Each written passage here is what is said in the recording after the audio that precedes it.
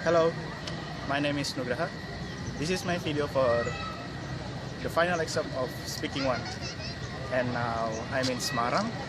I spend my holiday here and then now I visit Sampokong, one of the most place to visit in Semarang.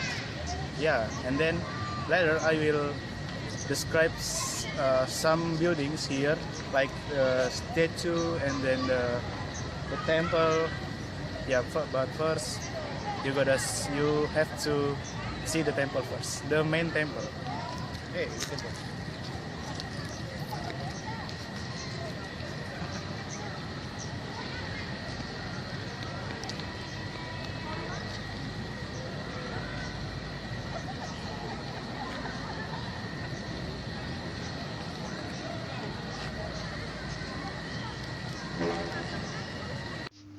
Okay, I will explain a little about the Sampokong, the history of the Sampokong. Sampokong, also known as Gedung Batu Temple, is the oldest Chinese temple in Semarang, Central Java, Indonesia. Originally established by the Chinese Muslim explorer Zhang He, also known as Sanbao. It is now shared by Indonesians' multiple religious denominations, including Muslims and Buddhists, and ethnicities including Chinese and Japanese. The original temple was reportedly destroyed in 1704, collapsing under a landslide. In October 1924, the temple was completely renovated. A new cave was also made, located next to the old one. In the middle of the 1800s, Sampokong, owned by Mr. John, a landlord of Jewish descent, who charged people for the right to pray in temples not to be able to pay the cost of the individual. The community of 2,000 guilders China spent yearly to keep open the temple. This was later reduced to 500 guilders after pilgrims complained charge. Because this is still a heavy burden, the people left behind Sampokong and found the statue of Zheng He to bring to the Tai Kaxi Temple, 5 kilometers (3.1 miles) away, where they can pray freely. In 1879, Oi Chi-sing, a prominent local businessman, bought Sampokong complex and made free use. In response, the local Chinese celebrated by holding a carnival and started back to the Sampokong. Ownership of the temple was transferred to the newly established foundation of the Sampokong. The temple received a complete renovation again in 1937 after the Japanese invasion in the in Japanese and command installed electricity supplied frame temple with a written assessment for Zheng He. During the 5 years of the revolution after the Japanese left the newly independent Indonesia, the temple was poorly maintained and fell into disrepair. Okay, now I will explain the layout of the Sampokong Temple Complex. The Sampokong Temple Complex includes 5 temples in a mixed Chinese and Japanese architectural style. The temples are Sampokong, the oldest, Totekong, Kiai Jurumudi Temple, Kiai Jangkar Temple, and Kiai Juntrik Bumi Temple. An additional worship site, Bah Kiai Tumpeng, is also located within the complex. The buildings are spread over 3.2 hectares. Totekong, also known as Dewa Bumi Temple, is located just within the large gate at the northern end of the complex. It is used by those who seek the blessings of the earth god Tudigong. Next to Totekong is Kiai Jurumudi Temple, the burial site of Wang Jinghong, one of Zheng He's deputies. It is often frequented by people looking for success in business. The main temple is built directly in front of the cave, located south of Kiai Jurumudi. In the cave itself are an altar, fortune-telling equipment, and a small statue of Zheng He. Underneath the altar is a well that is said to never go dry, and to be capable of healing various ailments. Before the 2002 renovations, the temple measured 16 by 16 meters. It now measures 34 by 34 meters. Further south is the Kiai Jangkar Temple, named after a sacred anchor used by Zhang He, held inside. The temple also contains an altar to those of Zhang's crewmen who died while fulfilling their duties. The southernmost temple is Kiai Chundrik Bumi, which is used to worship a weapon used by Zhang. Nearby is Mbah Kiai Tumpeng, a prayer site used by people wishing for their well-being. Hello, come back again with me, and this is my second video. Now I'm in Lawang Sewu, one of the most famous tour place to visit, and yeah, I decided to visit this place because there are a lot of stories to tell, and then there are interesting stories to tell, and then yeah, there are some mystic stories. Yeah, that's great, but that's the interesting thing. Yeah,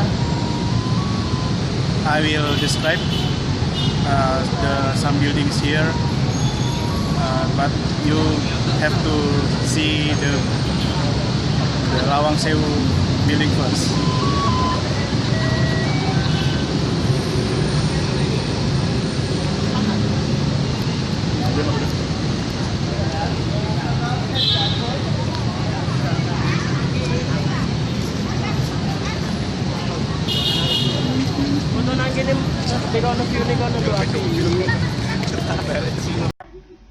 Okay, here it is, Lawang Sewu. That is the entrance of the Lawang Sewu. And then now I will tell something about the Lawang Sewu. Lawang Sewu is a landmark in Semarang, Central Java, Indonesia. The colonial era building is famous as a haunted house, though the Semarang city government has attempted to rebrand it. The name Lawang Sewu is from Javanese. It means thousand doors. The name comes from its design, with numerous doors and arcs. The building has about 600 large windows. And then, now I will explain the layout of the Lawang Sewu. The complex consists of several buildings, two main ones named B, A, and B, and two smaller ones named C and D on Pemuda Street. The I-shaped A building faces the Tugu Muda roundabout. There are two identical towers on a building, which were originally used to store water, each with a capacity of 7,000 liters. The building features large stained glass windows and a grand staircase in the center. There was also once an underground tunnel connecting a building to several other sites in the city, including the governor's mansion and the harbor. The B building is located behind A building. It is 3 stories in height, with the first 2 floors consisting of offices and the third holding a ballroom. The building with high, large windows also has a basement floor that is kept partially flooded to serve to cool the building through evaporation. In front of A building stands a monument to 5 employees killed during the Indonesian War of Independence. And now I will tell you about the history of Lawang Sewu. Lawang Sewu was designed by C. Sitrooren from the firm of G. F. Klinkhammer and B. G. Quindak. Construction began in 1904 with a building which was completed in 1907. The rest of the complex was finished in 1919. It was initially used by the Netherlands Indische Spoorwegmaatschappij, the first railway company in the Dutch East Indies. After the Japanese invaded Indonesia in 1942, the Japanese army took over Lawang Sewu. A basement of B building was turned into a prison, with several executions taking place there.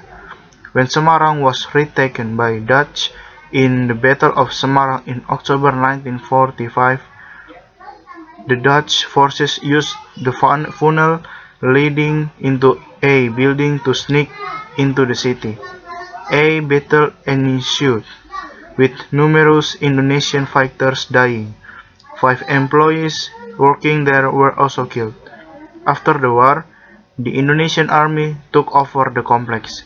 It was later returned to the National Railway Company. In 1992, it was declared a cultural property of Indonesia. By 2009, the Lawang Sewu complex was in state of considerable dilapidation. Simon Marcus Gower, writing in the Jakarta Post, noted it as being dark and evidently sick. Its white walls are faded throughout, blackened by pollution and neglect. Rendered walls are cracked and any wallpaper has long since fallen away to reveal the red bricks beneath. Mold and weeds grow over much of the building, and mice and rats are the chief residents. The building soon underwent renovation to ensure that it would be profitable as a tourist attraction. Governor of Central Java, Bibit Waluyo, mobilized several dozen soldiers to assist with the renovations. The soldiers focused on external repairs. Local residents were disappointed in the renovations, opining that it had lost its authenticity. On 5 July 2011, the newly renovated complex was inaugurated by First Lady Ani Yudhoyono. However, at the time only B building was available for tours. It is hoped to be a main attraction in the Central Java government's tourism program in 2013. Future plans include transforming Building B into office space, a food court, and even a gym. In late 2013, the Semarang city government announced plans to eliminate the building's spooky image in order to attract more visitors. This was to encompass a reimagining of the site as a place for social and cultural activities. Supported by renovation of the building, at the time, Lawang Sewu attracted an average of 1,000 visitors daily. Now, I will tell you about the something haunted in Lawang Sewu. Lawang Sewu is said to be haunted, with many tourists visiting to see the ghosts.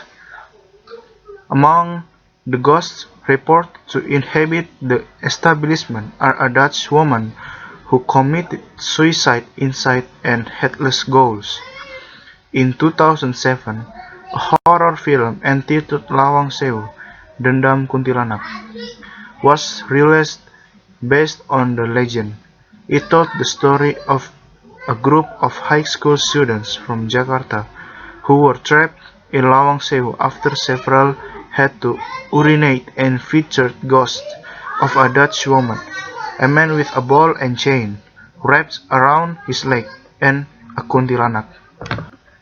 Okay, this is Lawang Sewu in the present. You can look how beautiful the building is, right? And then you can look at the photo about train museum. of in the building B of the Lawang Sewu. Like I told before, Lawang Sewu was a train station in 1907.